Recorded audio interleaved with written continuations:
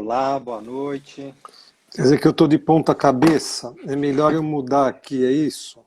Ei, Vamos boa tentar me noite todo acertar mundo. aqui. Oi, Curiati. Tudo bom, Luiz? Deixa eu me acertar Tudo? aqui. Não tenho grande experiência com isso daqui. Só um minutinho que eu já me acerto aqui. Enquanto isso, eu vou falando aqui. Boa noite para todo mundo. Muito bom a gente estar aqui retomando o Espiritualizando em 2022, com um grande estilo,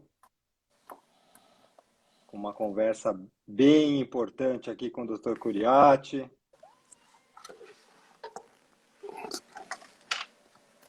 Pronto?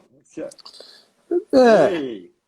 eu aqui com a minha inabilidade, mas eu acho que tô aparecendo, né?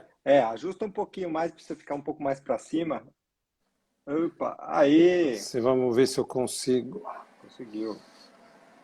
Não, tá bom assim, Luiz? Mais um pouco ainda? Mais um pouquinho, mais um pouquinho. Deixa eu ver O como é que Djalma eu está faço dizendo, aqui. tá ótimo.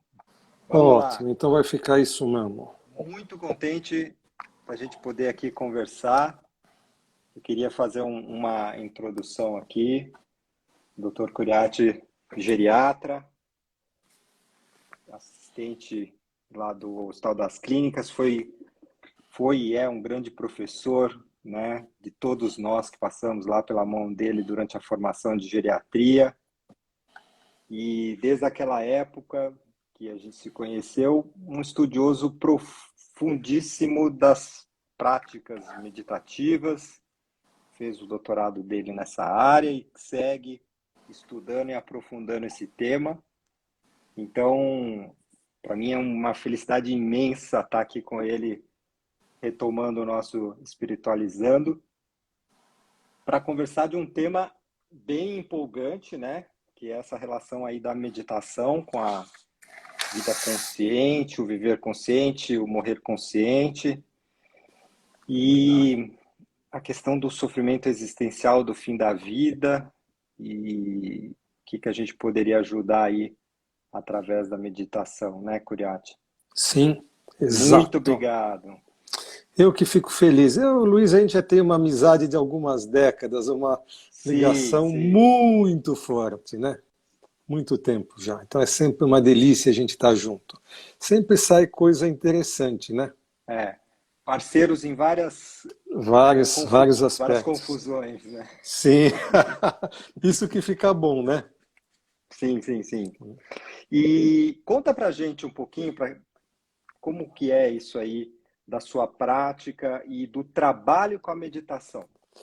Olha, Luiz, o meu interesse na meditação, década de 80, primeiro ano de residência, muita ansiedade, todos nós sabemos o que é isso, numa época que você não tinha alívio eficaz para isso, não tinha os remedinhos bacanas de hoje, não tinha o Lexapro, o Zoloft, né, Prozac, terapia que hoje está na moda, que é muito legal, é coisa de louco.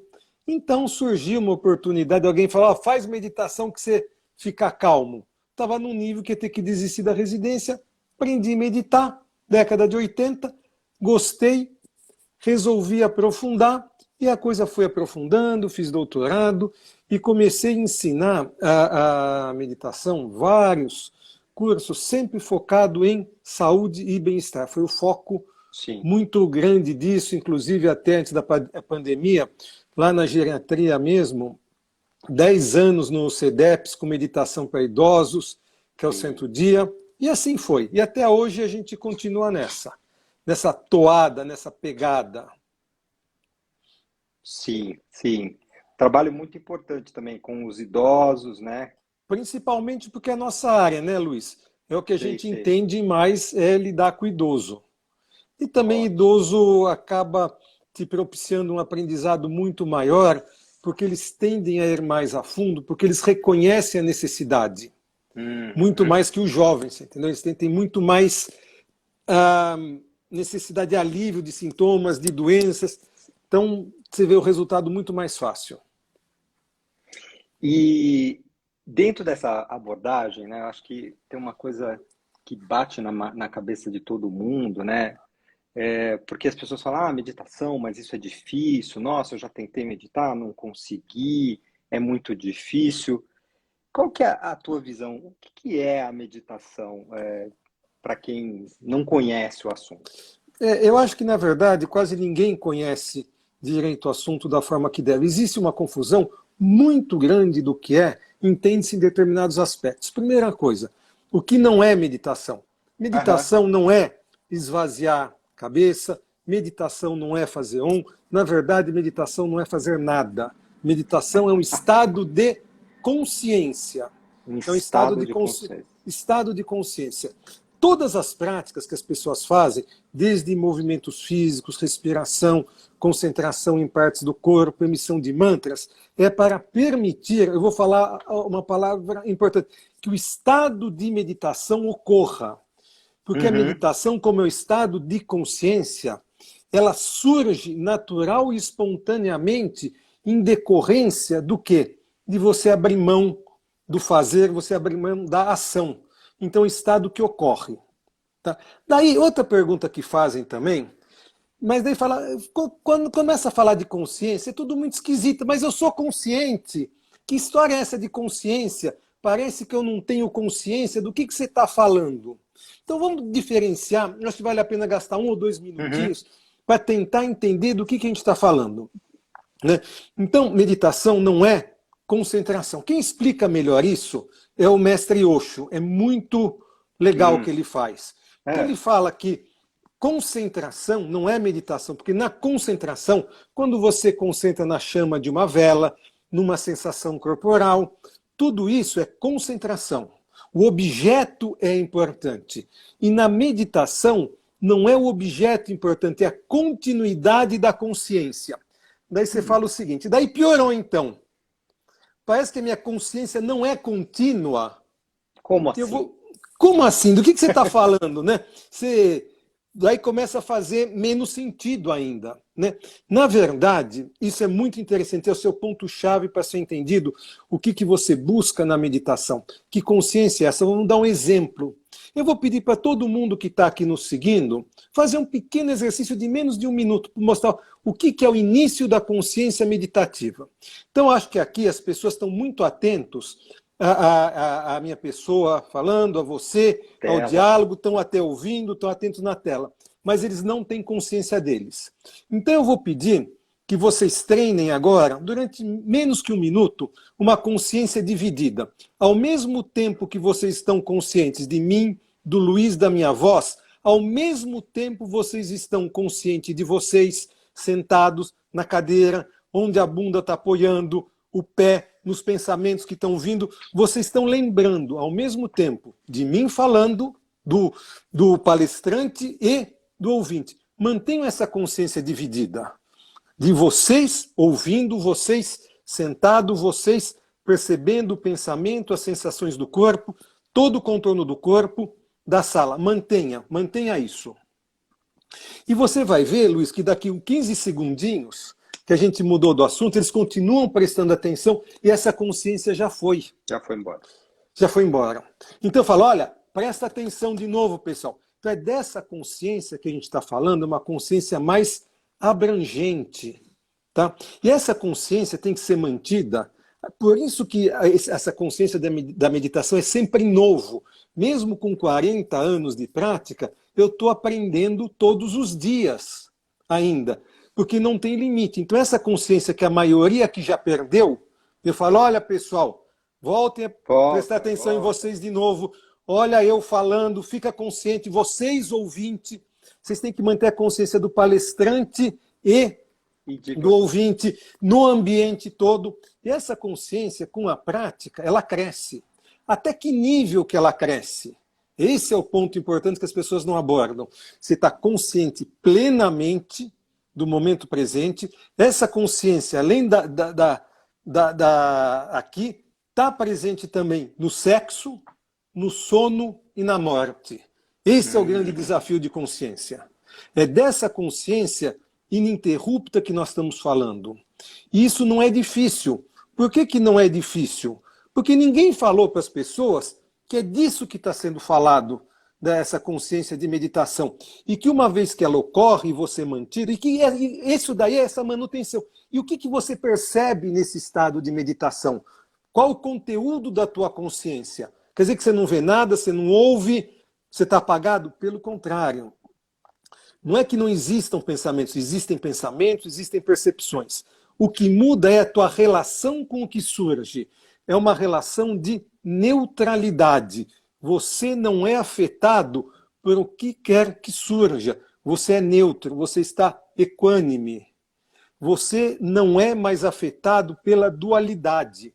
Não tem mais gostar nem não gostar. Tem uma consciência. O que quer que aconteça é correto. O que quer que surja é adequado. Não tem nem o bom nem o mal. Tem o que é. Esse estado, então a gente pode falar que a meditação é um estado da consciência e não tem relação com o que você está fazendo ou deixando de fazer. Exatamente, de forma alguma. Nem para dentro nem para fora, né? Nem para dentro nem para fora. E esse estado ocorre naturalmente quando você abre mão do controle. Nossa. Nada que você possa fazer. Você faz, se alinha, se harmoniza e abre mão. Esse estado de equanimidade, de testemunhar, como diz Osho, sem se envolver, surge. E uma vez que você se mantém um tempo nesse estado, vai no nível mais alto, que é o samadhi, que é a bem-aventurança, que é a sensação da unidade, onde essa dualidade foi transcendida. É disso que a gente está falando. Perfeito. Eu lembro de você, essa frase então é do Osho, eu lembro de você falar disso, que meditação é testemunhar. É testemunhar. É a melhor definição do que tem, porque aí tem um aspecto de neutralidade, você não se envolve. O que quer que aconteça, você conhece, você testemunha, você não se envolve. E nesse estado, você transcende a dualidade e permite que vivencie a unidade. E daí, outra coisa interessante, essas práticas... Agora, se você entendeu isso, as práticas que as pessoas fazem de meditação começam a ter sentido. Por quê? Entendi. Por que você vai aprender o mindfulness, plena atenção? Por que você põe, mastiga devagar, sentindo a comida? Por que você põe uma uvinha na boca? Ou por que você presta atenção na sensação do corpo? É a presença completa, né? Só que isso daí tem que ser ampliado, essa sensação, no nível muito mais profundo para se manter, não naqueles minutinhos, tá? Porque isso daí ainda é concentração. Você expande para o teu dia a dia. Isso ainda é o início do que acontece, dessa consciência. Curiati, o Djalma está perguntando aqui, pode explorar melhor os 4 momentos que citou? Você está falando Veja, a consciência, sim, de onde você começa a ter consciência? Primeiro, dessa tua realidade aqui, você está me ouvindo, percebendo o saporete, consciente de você, das tuas sensações, isso está mantido, você não perde isso. Daí isso tem que evoluir para você manter essa consciência separada também no sexo, no sono e na morte. Sexo, sono e morte. E na meditação? Não, na meditação é estado. E no momento presente, aqui, nas tuas atividades diárias. Então, né? De fato, então, você consegue meditar fazendo absolutamente qualquer coisa. Nós conseguimos meditar, no estado de meditação, não é importante o fazer, é o importante o não fazer. A não identificar. Exatamente. Então, pode parecer meio... Você ia falar a não identificação com o fazer. Com o fazer. Né? E outra coisa, você vai ver, para a gente chegar na consciência da morte, que eu estou querendo chamar a atenção que essas práticas extremamente simples, o significado por trás dela, como você treinar a percepção na ponta do dedo. Uma das que eu acho mais fantástica de todas, é talvez a mais simples, é o início do Vipassana, que é simplesmente observar a respiração. Observar a respiração. Mas o que tem de interessante nisso? Primeiro, uma das coisas mais difíceis que tem. As pessoas que são muito controladoras não conseguem. Porque se o teu papel é simplesmente observar sem interferência, aceitando que ela pode oscilar mais para cima, mais para baixo, mais rápida, não sei o quê, sem interferir nisso, já é um treino muito grande de desprendimento e de desapego. Você está abrindo mão do controle. E mais ainda, o que é mais legal... Chega uma parte, se você só observa, se você não fizer nada, se você for um campeão da observação e da não Aham. interferência, a respiração cessa. Ela para. Não é que você. Não, você não segura nada. Ela simplesmente Ela para, vai. vai diminuindo, você observa, ela para. E você mantém, está plenamente alerta, consciente, num estado de sem respiração. Não é que você parou. E aí muitas pessoas, quando atingem esse estado, elas entram em desespero, e acham que vão morrer. É um treino de confiança, saber que a vida vai voltar. Né? Nossa, isso Se é você não bonito. precisa fazer nada, ela volta, a respiração volta Ela natural, volta. espontaneamente. Né? Então você tem a confiança e você consegue perceber, já é um treino que você vive sem a respiração. E esse estado pode prolongar durante um bom tempo. É muito interessante isso. Esse seria o ponto, quase esse lugar do vazio, né? Tipo É o assim. lugar do vazio. Ah, tá. Tá? Nunca conseguiu chegar nisso porque não se permite, porque tem o controle, porque quando E, vai a- e a chegar. gente, e a gente vive uma sociedade de controle, né? É muito difícil isso, né? Sim, é basicamente. E abrir mão do controle, do apego, você está treinando virtudes muito grandes. Né? Muito grande. Você não é o meu, você está diminuindo o ego. Você se permite olhar o outro, você se permite olhar a realidade. Então, essas Como ela práticas, é, como ela é, então não essas como práticas você vê. muito simples te permite, se você entende onde pode chegar, a grandeza que essas práticas simples têm por trás disso. Se você entende o que está por trás, o que você está treinando e onde você quer chegar, tem toda essa riqueza.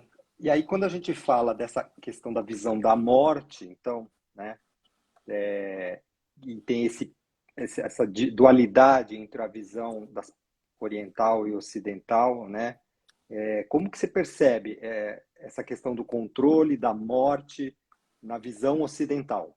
Que eu acho que é Veja, isso na que visão traz nos. ocidental, a morte é o grande tabu. Esse é o ponto, é o grande tabu.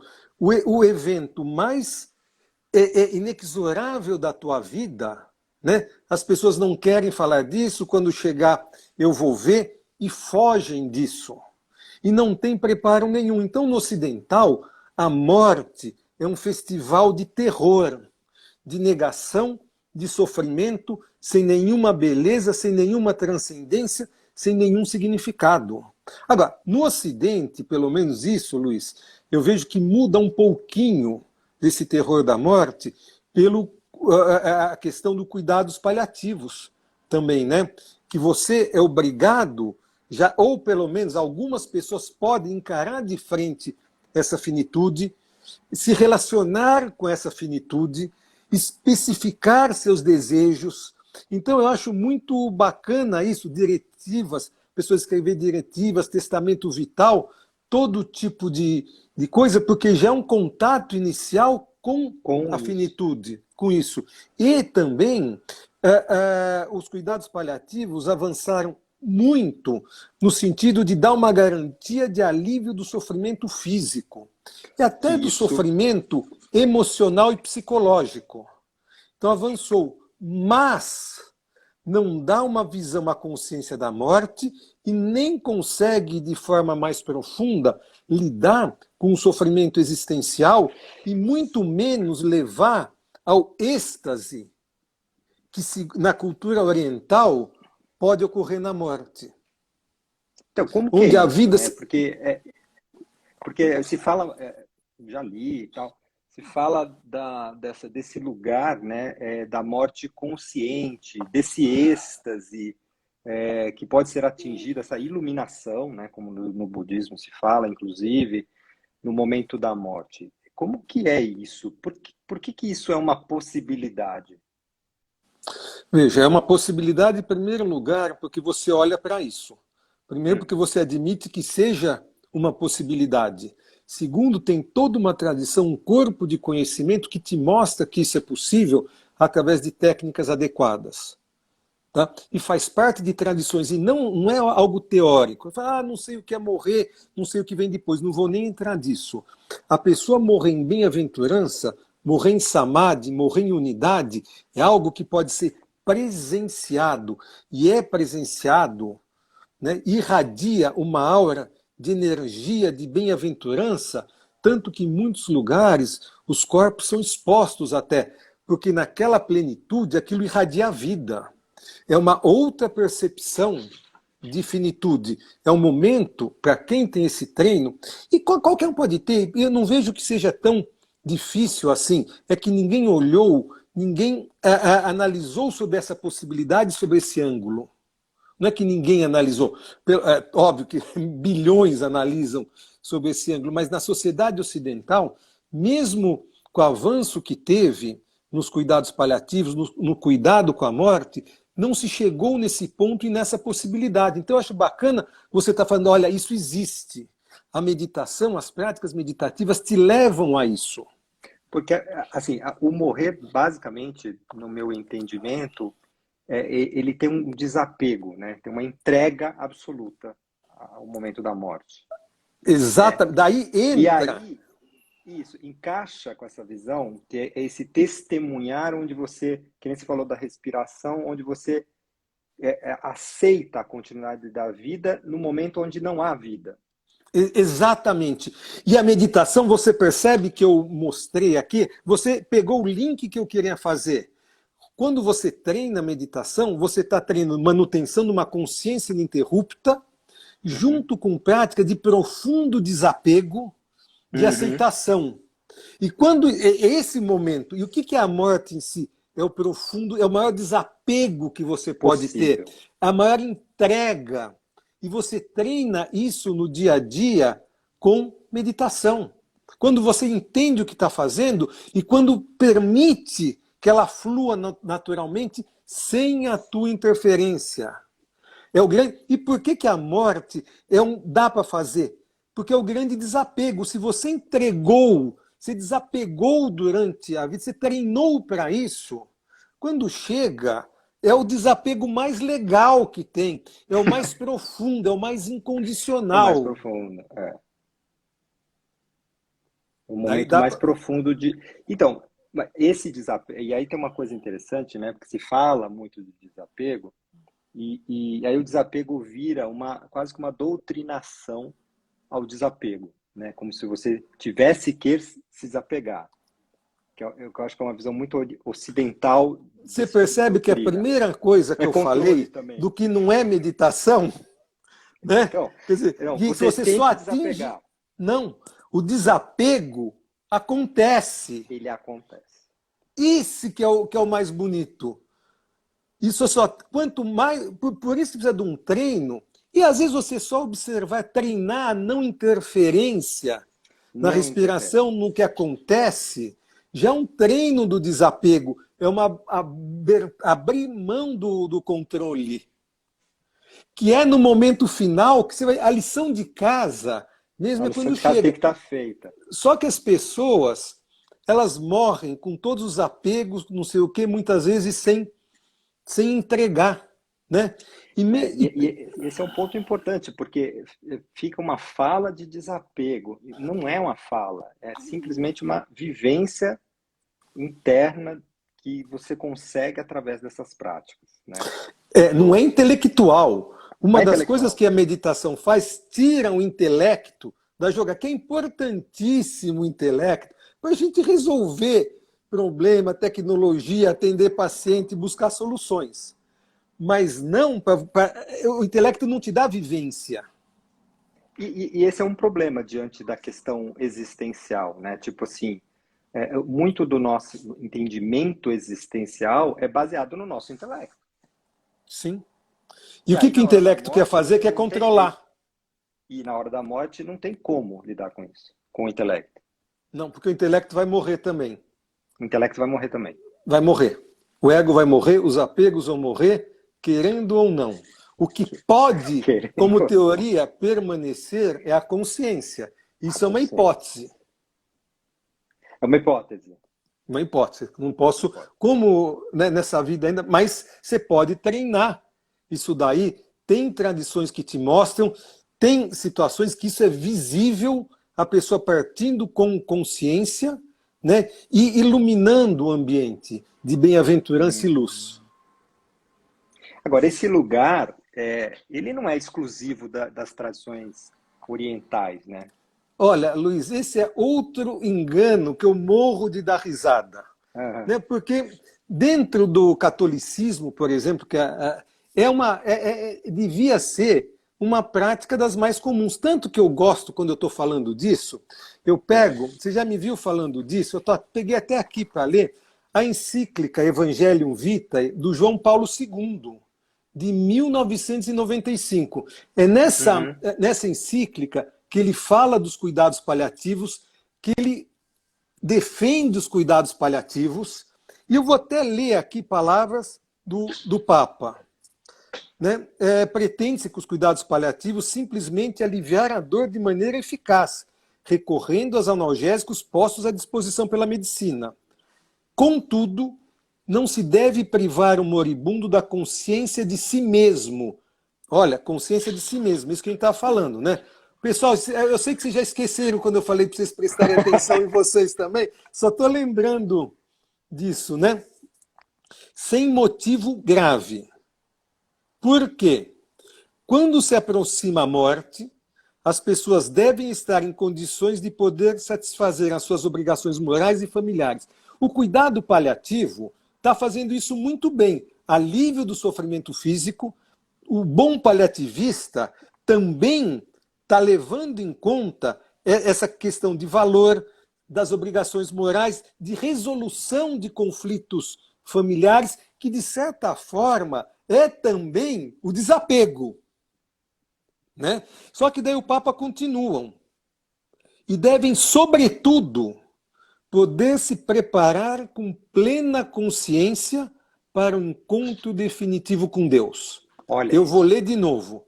Se preparar com plena consciência. Plena Consciência. Não é dormindo, não é fugindo, para um encontro definitivo com Deus. E dentro ainda, no Evangelho de Lucas, quando Jesus morre, Pai, em tuas mãos entrego o teu espírito. Então, mesmo dentro do catolicismo, e o João Paulo, quando morreu, ele fez isso. Ele morreu no apartamento dele, consciente, se preparando. Eu lembro dos anúncios que estavam, ele falando que estava se preparando para o encontro com Cristo. Né? Quer dizer, então, na verdade, se o católico é bom de verdade, né? Mas é que não é. Você percebe? Não existe, nem sabe o que está sendo dito disso daí. Então faz parte. Então não é só. É que no Oriente isso é valorizado, é cultivado num nível muito elevado. Tanto que do budismo, por exemplo, tem a técnica do Powa, que é uma iniciação que você conhece, que eu conheço, para a transferência da consciência na hora da morte. Dentro do hinduísmo tem. E dentro do catolicismo também tem. Então, eu acho que é um erro você achar que é coisa de indiano, que é coisa de oriental. É coisa de ocidental também que negligencia. Ou seja, então, muda na realidade a forma de se falar sobre isso, né? Mas tem uma semelhança importante, né? A consciência plena, né? Assim, plena consciência para um encontro definitivo com Deus. E para isso é necessário todo esse desapego, essa entrega, né? Pai, em tuas mãos entrego o meu espírito. O que é isso, se não exemplo do desapego máximo, da confiança, seja feita da vossa vontade, assim na terra como no céu, né? Tipo, essa ideia da entrega, né? O Maomé também fala, né? A verdadeira religião é entrega, né?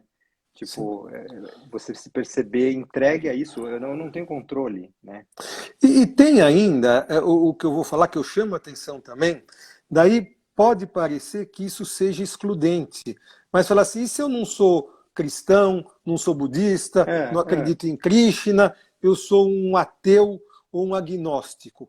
Onde que eu me encaixo nisso? Onde eu me encaixo nisso? Perfeito, ótima pergunta. Veja, no que nós estamos falando aí, se você for ver, são de virtudes humanas, do desprendimento, do desapego, da consciência, se aplica a todos. Mas eu não acredito no... Veja, você acredita no desconhecido, no grande vazio, no grande nada. Culmine a sua vida entrando no nada, ou no vazio, ou no que quer que seja, ou no grande mistério, no desconhecido, também consciente. Você valoriza também. Então, esse treino, você não precisa necessariamente acreditar em alguém. Até porque também, até do ponto de vista científico, já se sabe que a questão da crença não interfere no resultado dessas práticas, né? Não precisa. Você precisa entender o que você vai Uhum, vivenciar, onde você uhum. quer chegar. É que às vezes as pessoas usam, ou façam um computador quântico para datilografar. Então você pega uma prática de concentração, de respiração, como eu fiz no começo, quando eu comecei a aprender, para aliviar a ansiedade, que é o que estava me Sim, que era torturando. o que estava pegando. É o que está pegando. Só que você pode ir muito mais além. E aí você tocou num ponto interessante, né? Que eu vejo talvez uma coisa reducionista, né? Em muitas dessas práticas hoje no Ocidente, de tornar simplesmente uma coisa de controle de sintoma, para você dormir melhor, para você. Quando isso aí tem uma magnitude para a experiência humana muito mais ampla. Sim, sim, sim. É muito mais rico para todos. Para todos, é muito mais rico para todos. Tá? Então não depende só de. Depende de você entender o que você quer para a tua vida, trazer essa expansão de consciência, treinar algumas características que eu digo que são virtudes humanas, porque quando você treina o desapego, a confiança, você olha mais para o próximo, você vê de verdade o próximo, que antes, quando o ego está muito hipertrofiado, o eu, o Você meu, vê, eu tenho, você é o não proje... enxerga o outro. você vê a Né? projeção de você mesmo, né? Sim, sim. Aqui, a Fabi está falando assim, né? Os católicos negligenciam mesmo isso. Uma das orações mais recitadas, que é a Ave Maria, no final, rogai por nós pecadores, agora e na hora da nossa morte, né? Isso poderia estar constante em todo momento, em todo pensamento, antes de dormir, ter a conexão muito forte com isso também, para quando chegar esse momento. E também fala, mas na morte vai esquecer. Não vai. Se você fez isso durante um tempo, treinou, e também mesmo quem está numa fase de paliativos, que é com uma consciência da finitude, né? Que já caiu a ficha, que vai deixar tudo aqui, já tem o exercício do desapego. Se você explicar, vamos treinar tecnicamente o desapego e a consciência, e vamos também gerar sensações boas, porque olha o que eu estou Uhum. falando, sensações e emoções boas, porque é o momento que o intelecto sai. E se a gente for ver, você mesmo, quando eu dei essa aula, você mesmo chamou atenção. O intelecto, nesse tipo de coisa, ele cria problema e sofre. Se você Sim. usa recursos de um cérebro límbico, de Límbico. coisa mais baixa, que tem emoções e sensações, você consegue transcender todo esse sofrimento intelectual e existencial. Então, assim, a prática, desse jeito, a prática da meditação do jeito que você está falando, né? Que é essa consciência, né? Ela vai possibilitar uma relação com menos sofrimento diante da possibilidade da morte, por exemplo. Com certeza sim. Com certeza sim. Agora, será que para a pessoa chegar nesse lugar tipo assim, tem que praticar a vida inteira? Ou se em algum momento a gente pode começar? Como que Veja, fica isso? Qual que é a tua percepção disso? você sabe qual que é o grande problema? É que quando você começa a meditar, você nem sabe o que é, nem sabe para que serve, nem onde vai te levar.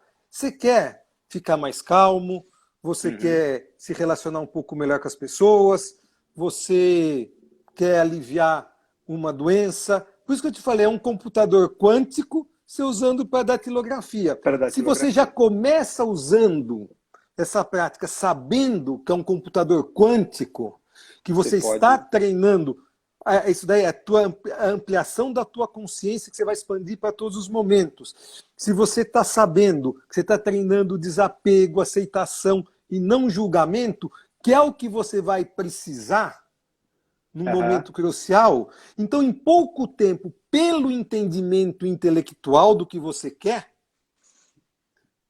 você sabe onde quer chegar.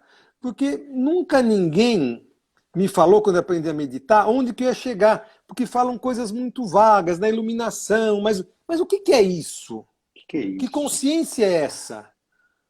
Né? Por isso que a gente está tentando falar um pouquinho mais. Então, se você sabe o que você quer, se você sabe onde você quer chegar, e você está numa situação que a água já chegou aqui no nariz, você aprende rapidinho.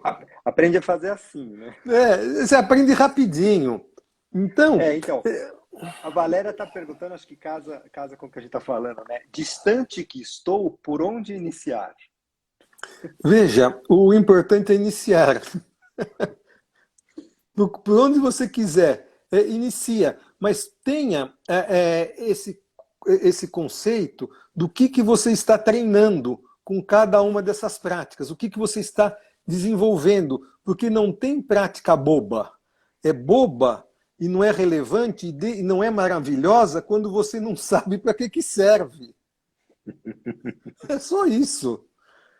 Então você começa a valorizar cada uma dessas práticas. É que elas são ensinadas totalmente fora de um contexto. É um recorte e que você não vê o todo. E você treina um aspecto. E aí eu vou falar uma coisa que eu já falei várias vezes também. Me impressiona muito que prática meditativa, que tem que ser vivencial, experiencial, né? É um momento que você deixa teu intelecto de lado, teu julgamento. O ocidental está tão perdido nisso que ele consegue intelectualizar até uma meditação linda, que é a meditação da compaixão. Até a compaixão, que muitas vezes é ensinada, é intelectualizada. Não sai do coração, sai da cabeça. Para mim, é uma façanha que se consegue. Tem um aspecto que eu sinto dessa coisa da meditação que realmente é tirar do intelecto e vir para instâncias que a gente chama mais primitivas, né? Mas que na realidade são a base da evolução nossa como Homo sapiens e como outras espécies dos últimos centenas de milhares de anos, né? É como se você resgatasse o lugar de natureza do ser humano. Sim. E nesse lugar de natureza, o intelecto... o intelecto é legal, mas ele não precisa estar ali online o tempo inteiro, né? O que a gente está falando que nesse momento exato, para essa circunstância, sim, não se aplica, ou não é útil, ou é complicador. Né? Então as pessoas precisariam ampliar essa consciência, porque o intelecto já é muito forte. Né? Muito forte o intelecto. Sim, a gente não precisa intelectualizar, é que nem intelectualizar a espiritualidade, intelectualizar a meditação, a compaixão. É muito difícil, né? Tem que ser vivenciado isso daí. Tem que ser vivenciado. Sim. Então, e por que a gente precisa falar disso? Porque tem uma lacuna muito grande numa coisa linda que está sendo feita, que são os cuidados paliativos, né? Aliviou vários aspectos do sofrimento, mas não permitiu essa explosão na hora da morte, essa transcendência da Matrix, né? Porque você precisa ir, além da meditação, que é o samadhi, que só ocorre naturalmente também. E tudo está ligado com confiança, com você estar aberto, com você já cultivar de dentro nesse momento, não de dor, não de sofrimento, não de apego, mas o riso, a felicidade, que tudo isso também é treinado. Esse lugar, eu fico pensando aqui, né? Você falou da felicidade, né? As tradições budistas falam muito da felicidade, né? E é um conceito muito diferente do que o ocidental entende como felicidade, né? esse lugar da felicidade dentro da prática meditativa, como que é exatamente isso? É isso que daí é muito interessante também, né? Novamente, dentro dos 8 passos da yoga, que é o que foi, que começa com a parte ética, interna e externa, as posturas, as respirações, voltar os sentidos para dentro, a concentração, que é o que se chama de meditação, mas é concentração. Isso daí tudo é feito. Uma vez que você se alinhou nisso, as outras 2 etapas, que é meditação e samadhi, ocorrem. A meditação, esse estado de consciência, como a gente ampliado, você tem a consciência de plena, sem lacuna, e você, o que quer que surja, você está em equanimidade, testemunhando, sem julgamento. Isso já acontece, você não faz isso. Ao simplesmente manter a concentração, se você tiver o desprendimento, souber não fazer nada, isso automaticamente acontece. E uma vez que você permaneceu no estado de meditação, vem essa sensação de bem-aventurança. Ela surge, e a primeira sensação que surge é o riso interior. Isso daí, tem 2 coisas que podem surgir nesse estado. É quando a respiração cessa, mas aí pode não surgir esse riso. Ou nesse estado de profunda entrega, surge o riso. E quando eu observei, e ninguém fala do riso, só 2 pessoas que falaram do riso, né? Que foi o Osho, que ele contou quando ele se iluminou, o que ele fez? Deu uma grande gargalhada, começou a rir. E segundo, um livro muito interessante também, foi Cartas de Cristo. Eu já tinha experimentado esses estados, né, que acontecem, que você também, ninguém te fala que é isso, né? Sabia do que o Osho tinha falado, mas o riso surge nas Cartas de Cristo, quem leu, acho que foi na última, o autor, o Jesus, diz que a primeira manifestação do contato com a consciência divina é o riso. Olha só. E quando você entra além, esse riso, que esse contato inicial com a bem-aventurança, ele surge espontaneamente também. Então, o que é legal é de graça. É pelo não fazer que essas coisas surgem, que a bem-aventurança surge, que a transcendência da dualidade surge. Porque o objetivo, você sofre enquanto você está sendo dual. Você está vendo que é a expectativa, né? Muito expectativa, da expectativa, eu gosto, da frustração, gosto. Não gosto, não quero, né? E isso não dá para ter uma felicidade se você o tempo inteiro está julgando a realidade conforme o que você acha, né? Então, de onde que as pessoas têm que a realidade tem que ser do jeito que elas acham que deve ser? Essa é uma pergunta que me intriga muito. De onde que você tirou que as coisas têm que ser do jeito que você acha? O mundo está aí, né? Sabe? Há bilhões e tá. E não é. O Roberto escreveu aqui, né? Se eu quiser falar com Deus, tenho que apagar a luz, etc. Do Gil. Deve ter tido algum treino de meditação. O Gil, a história é diferente, né? O Gil é do santo, né? E nas tradições de base africana e tal, essa questão da relação com a realidade é muito próxima com esse estado de meditação, né? Se você se relaciona com a vida né? Então, fica muito, muito próximo mesmo, né? E é muito legal você estar falando isso, porque liberta as pessoas do lugar de que para fazer meditação eu tenho que sentar num lugarzinho e, sei lá, ficar fazendo mantra, ficar imaginando coisas. Não, eu posso conseguir fazer isso absolutamente em qualquer lugar. Veja, técnicas existem infinitas. Técnicas existem. Porque o que não existem técnicas de meditação, né? Existem infinitas técnicas, milhares de técnicas, quantos são milhares as pessoas, né, que te ajudam, que te favorecem, que você atinja a consciência da meditação. Isso. Então você tem que ver o que é válido para você, saber onde você quer chegar e ter a orientação adequada para isso, né? E até isso, no Ocidente, acaba tendo um enviesamento, em função do tipo de olhar que a gente tem, de que meditação é isso, não é aquilo, né? E é um olhar de quem está olhando muito intelectualizado, né, o processo, né? Tentando dividir isso ou Sim. aquilo, né? Sim, e não vivenciado. Na verdade, todas essas práticas de não julgamento, de desapego, você está transcendendo a dualidade, né? Sim. Porque se você for ver o que é o yoga, é um sistema, né, de 8 passos que visa unificar a consciência individual com a consciência universal. É a transcendência das limitações individuais para a fusão com uma consciência universal. Por isso que tem esses métodos. E esses métodos ocorrem natural e espontaneamente se você permitir que assim o seja.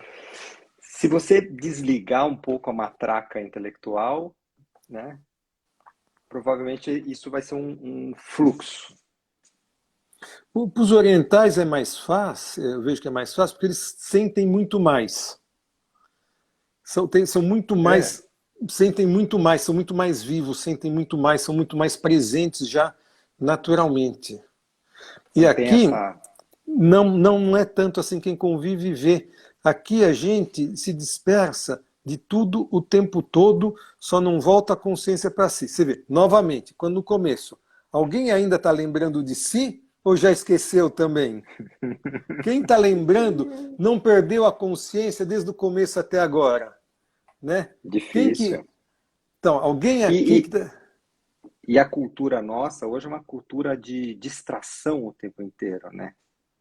Sim. Onde puxa você para não estar em você, não estar na hora que você está, não estar no lugar que você está. É é um desafio, né, na nossa cultura isso. Sim, mas não é nada que não possa. Se você entende o objetivo final, olha, você já tem o caminho andado, você não precisa levar 1 milhão de anos para. Porque a gente está caminhando para a finalização, pessoal, daqui a pouco. Então, quem tiver perguntas aí, vamos aproveitar.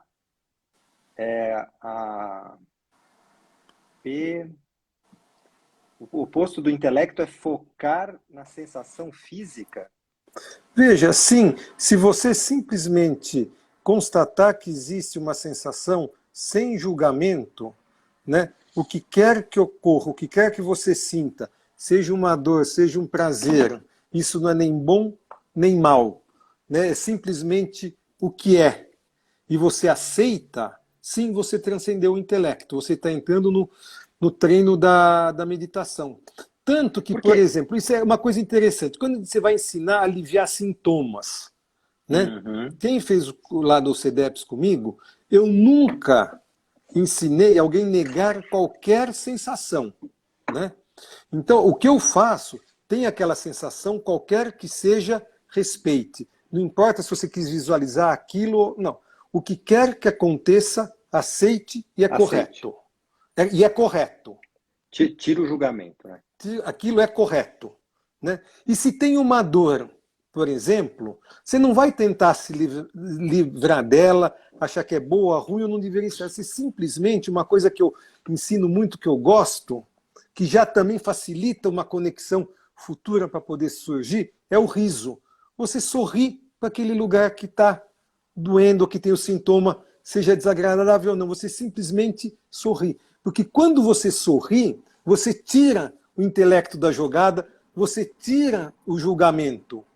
E daí aquela dor, aquele sintoma é incorporado, é incluído e deixa de estar te incomodando. Deixa de haver a briga, né? Deixa de haver a briga e muitas vezes aquilo se resolve espontaneamente, sabe? Porque você não brigou, você não rejeitou, você não recusou nada. Então essas técnicas de visualização, que você vê um tumor, que você luta contra, que não sei o quê, isso é só intelecto, é só dualidade, é polar, você está tomando um lado, você não está sendo equânime, não está neutro, não está sendo imparcial e você não está resolvendo nada. Nada.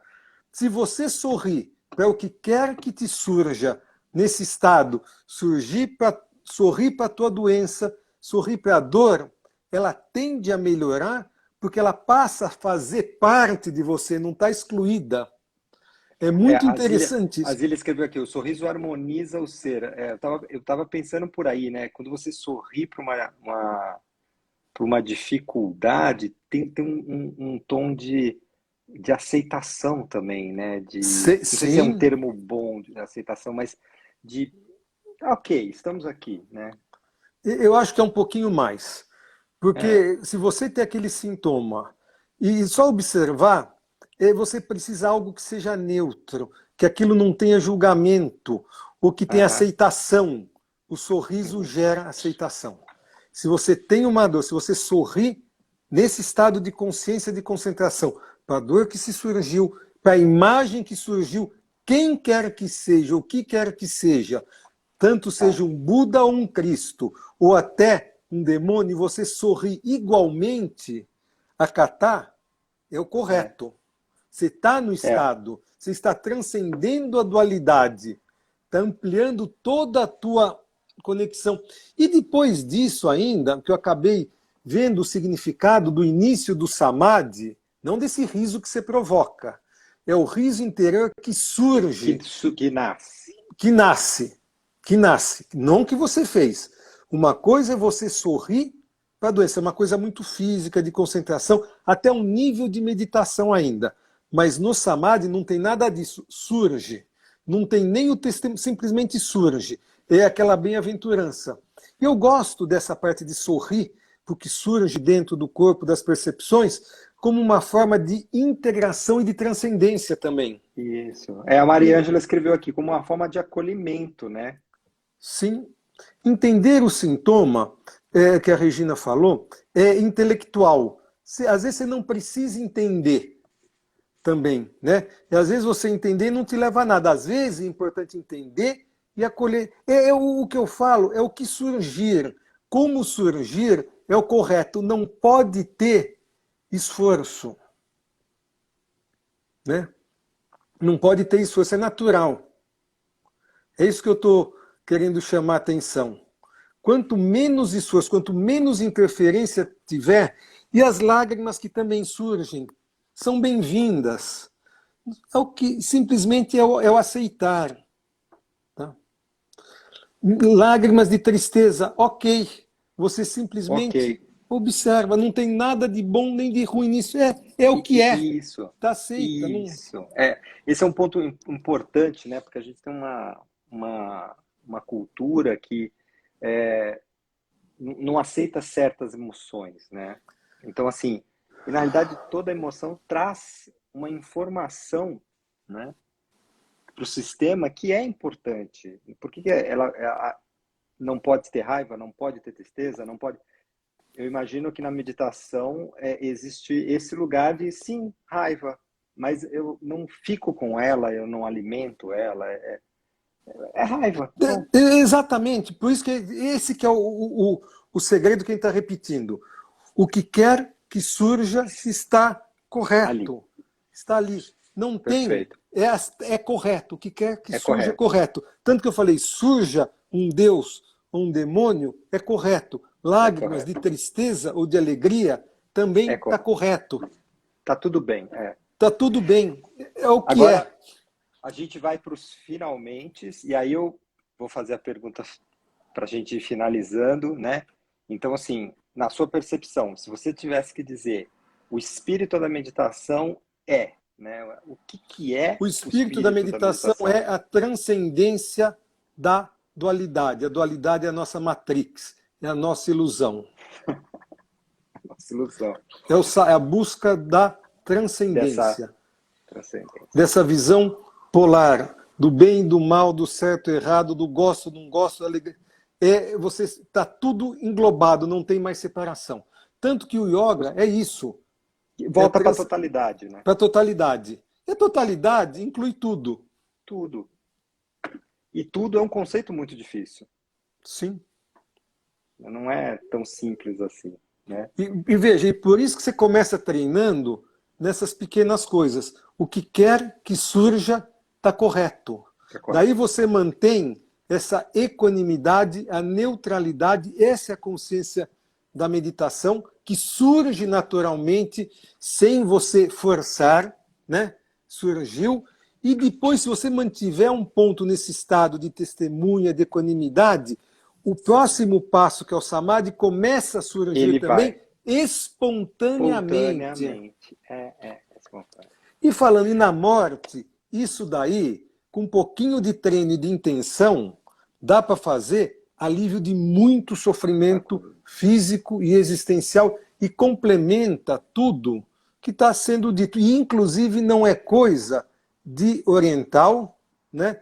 Não exclui quem é agnóstico ou ateu, e dentro do catolicismo é o que o João Paulo diz, se preparar com plena consciência para o encontro definitivo com Deus. Ou, se você não acredita em Deus, com o vazio, com o mistério, com a natureza, com que você der o nome. O que você quiser. Então, é algo includente. Curiatio, precisamos encerrar, vai ficar com gostinho de quero mais. Quero te agradecer imensamente, acho que o pessoal participou aqui, gostou pelos comentários.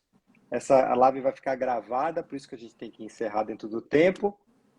E quem Legal, sabe a gente Luiz. volta aí para falar mais, né? Você sabe que para a gente não falta assunto, né, Luiz? A gente começa e vai. Mas eu acho que deu para ter uma visão de onde que pode se chegar, né? Eu acho que é legal por aí. Um beijo para todos vocês, pessoal. Até mais. Gente, obrigado, boa noite. Boa noite. Tchau, Luiz.